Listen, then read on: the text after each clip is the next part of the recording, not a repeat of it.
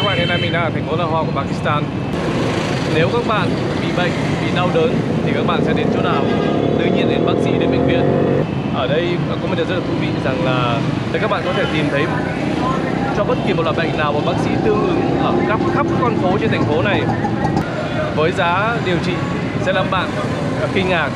Bây giờ chúng ta hãy đi một vòng xung quanh thành phố để xem các bác sĩ đường phố đây hành nghề như nào nhé. Đầu tiên chúng ta sẽ đến thăm một cửa hàng khá nổi tiếng ở thành phố Lahore này. Cửa hàng này nổi tiếng không chỉ vì mặt hàng được bán ở đây mà còn nổi tiếng vì người chủ cửa hàng này nữa. Bác chủ cửa hàng này là một cựu vận động viên vật khá nổi tiếng của Pakistan này. Còn mặt hàng được bán ở đây là sữa hạnh nhân. Hạt hạnh nhân sau khi được giã nhuyễn, xay nhuyễn như thế này sẽ được chế biến để trở thành sữa. Sữa hạnh nhân không chỉ là một loại thức uống rất được yêu thích mà còn là một loại thuốc được coi là giúp phát triển cơ bắp rất là nhanh. Chính vì vậy mà cửa hàng của bác này rất được yêu thích bởi những vận động viên vật của Pakistan, tại vì thành phố Lahore là một thành phố có những cái sới vật, có những cái lò vật rất là nổi tiếng.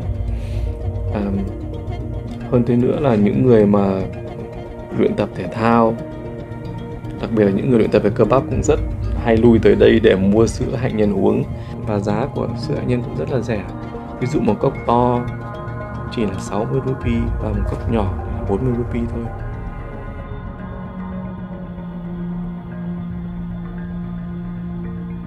Khi nhìn vào cửa hàng này các bạn nghĩ đây chỉ là một cửa hàng bán thịt thông thường. Không sai, nhưng mà cũng chưa hẳn là đúng hoàn toàn.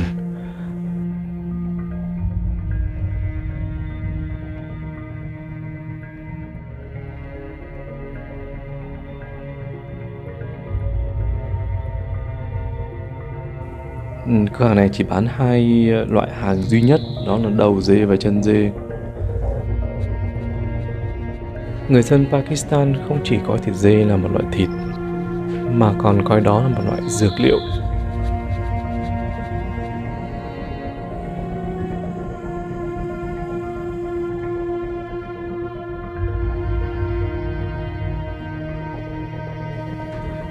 Pakistan là một nước đạo Hồi. Chính vì vậy nên người dân không ăn thịt lợn. Thay vào đó, thịt dê là một loại thịt rất phổ biến ở đây. Người dân Pakistan ăn thịt dê vào mọi lúc mọi nơi, đặc biệt là vào bữa sáng. Đầu dê và chân dê được coi là hai bộ phận không chỉ cung cấp thịt mà còn có những chức năng rất có lợi cho sức khỏe. Đối với nhiều người dân Pakistan thì đầu dê và chân dê là hai món không thể thiếu được trong mỗi bữa sáng.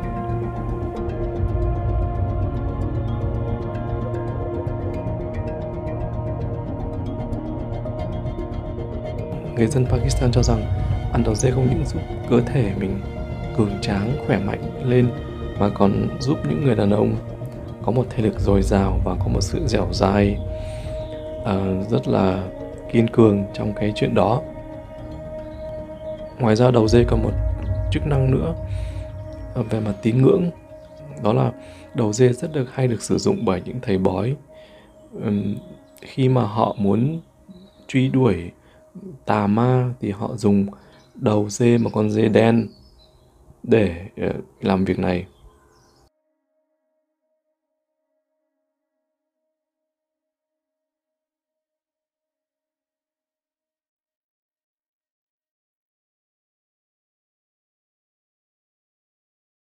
Và theo như lời chủ cửa hàng ở đây thì mỗi ngày anh ấy nhập khoảng tầm trên dưới 100 đầu dê, và nhập đến đâu là hết đến đó.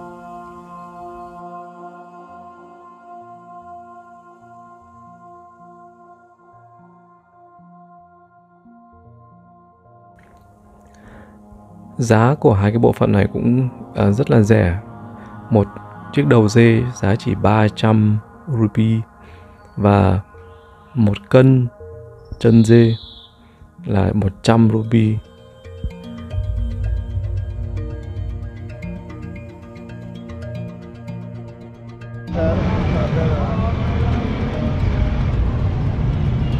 लगाया समझाओ इन्होंने 50 बार लगा रहे।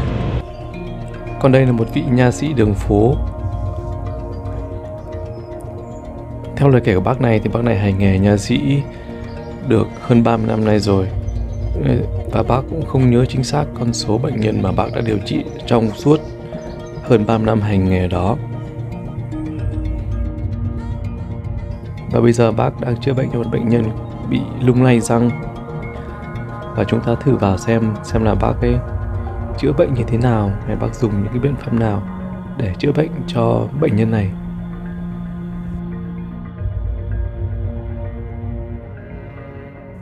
Như vậy đầu tiên là bác ấy dùng tay, không biết có vệ sinh trước hay không, dùng ngón tay để kiểm tra cái độ chắc của răng trước khi điều trị. Sau đó bác ấy dùng một cái chất nào đó màu hồng hồng, rồi bôi vào răng của bệnh nhân. Sau đó lại chà thêm một cái loại kem nào đó vào.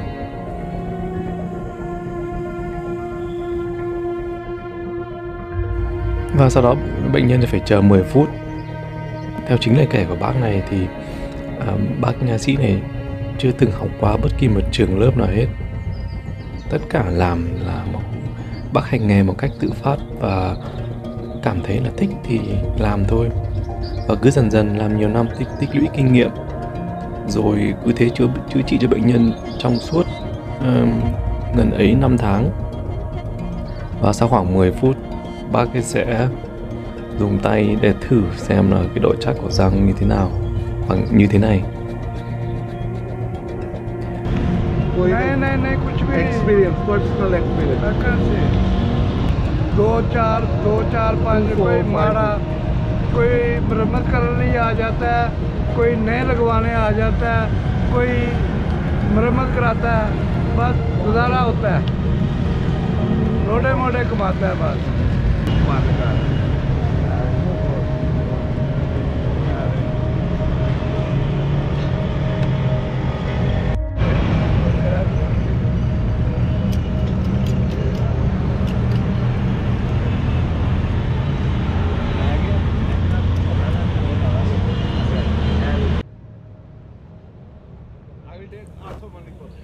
Lấy giấy tai cũng là một nghề rất là phổ biến trên các con phố của Pakistan.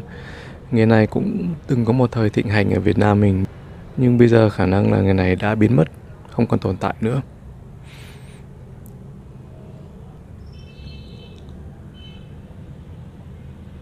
Giá một lần lấy giấy tai như này ở đây chỉ vào khoảng 10 rupee.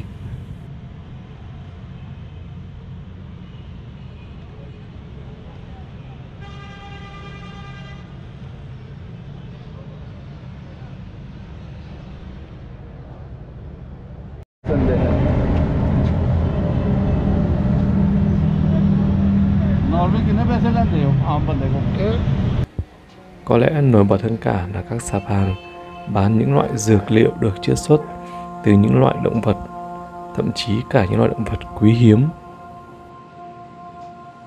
Ví dụ như kỳ đà, kỳ nhông, các loại rắn rết và các loại bò sát khác.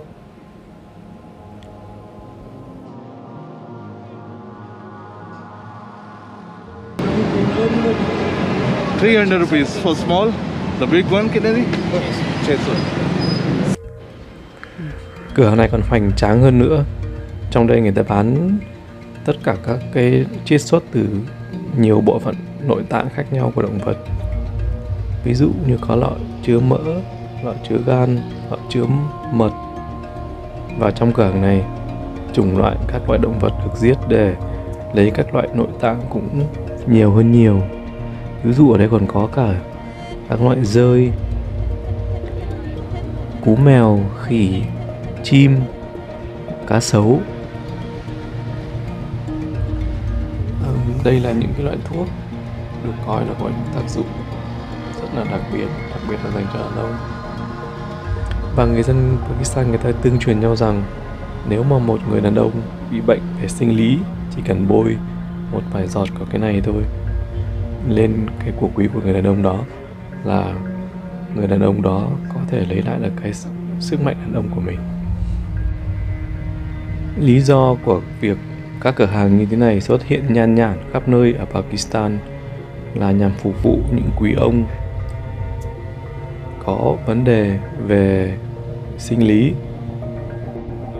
Pakistan là một nước đạo hồi, chính vì vậy mà cái chuyện quan hệ nam nữ cũng còn là một vấn đề được xã hội quy định rất là nghiêm ngặt.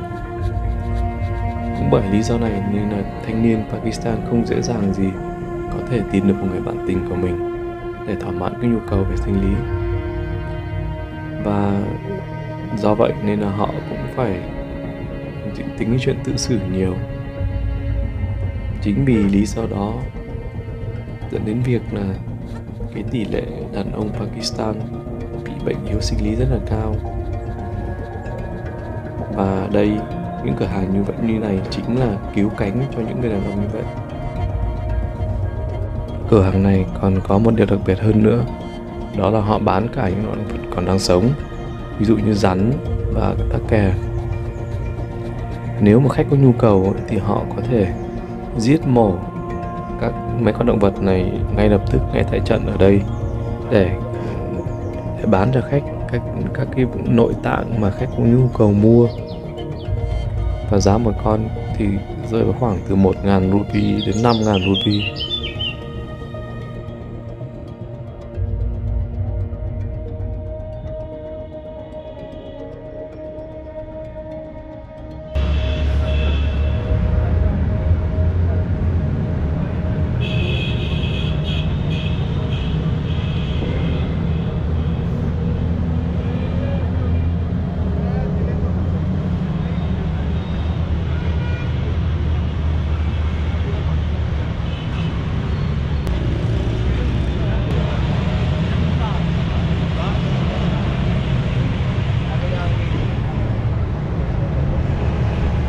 Tiếp theo chúng ta đến thăm các bác sĩ điều trị về xương khớp.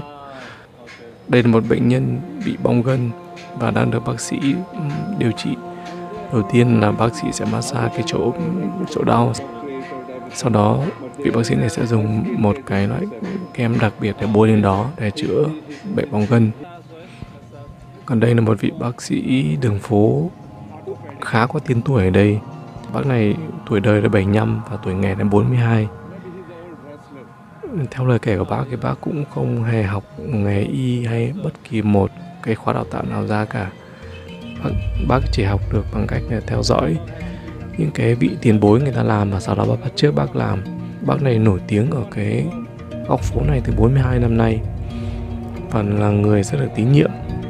Chúng ta đang theo dõi bác ấy điều trị cho một bệnh nhân bị gãy tay, và bây giờ bác sẽ massage xong bác sẽ bôi một cái loại kem lên, sau đó rồi bác sẽ bó bột cho cái bệnh nhân này.